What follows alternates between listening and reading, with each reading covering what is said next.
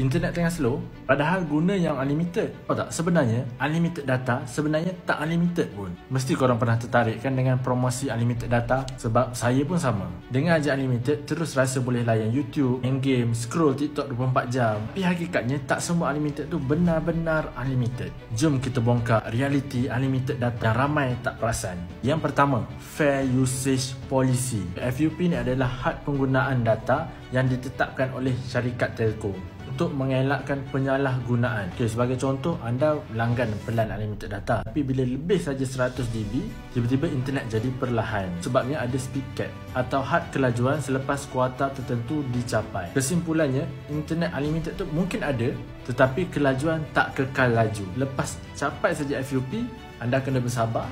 Sebab lepas tu internet akan jadi slow menyebabkan anda rasa nak menangis. Yang kedua, unlimited tetapi ada sekatan penggunaan. Kita tengah streaming, kita tengah Zoom meeting, ataupun kita tengah tengok video Netflix dalam HD, tiba-tiba video jadi kabur, macam kamera pecah. Penggunaan kita disekat dengan cara tak dapat HD sepanjang masa. Kita terpaksa terima hakikat yang unlimited ni sebenarnya kita tak boleh bebas guna sesuka hati. Yang ketiga, walaupun data unlimited tak bermaksud paling laju. Ada plan unlimited yang kelajuannya dihadkan daripada peringkat awal lagi. Kelajuan maksimum mungkin dalam 3 ke 6 Mbps. Kebanyakan unlimited macam tu. Tengok info dekat sini, kebanyakannya sehingga 100GB dan 6 Mbps sahaja. Biasanya hanya di atas 10 Mbps barulah puas hati. Jangan ingat semua unlimited ada kelajuan tanpa had. Kebanyakan orang tertarik dengan unlimited tetapi mereka tak baca speed limit yang disediakan oleh telco tu. Jadi korang hadaplah 3 ke 6 Mbps tu.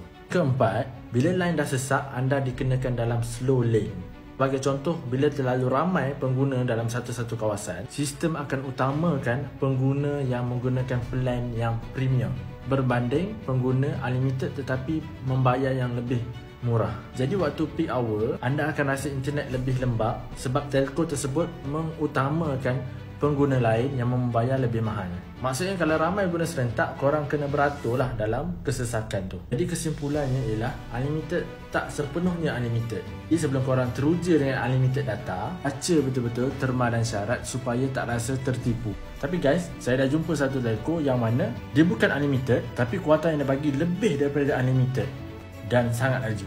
Nak tahu SIM card apa, boleh isi beg biru dekat bawah. Korang pernah terkena perangkap unlimited? Cuba share pengalaman korang.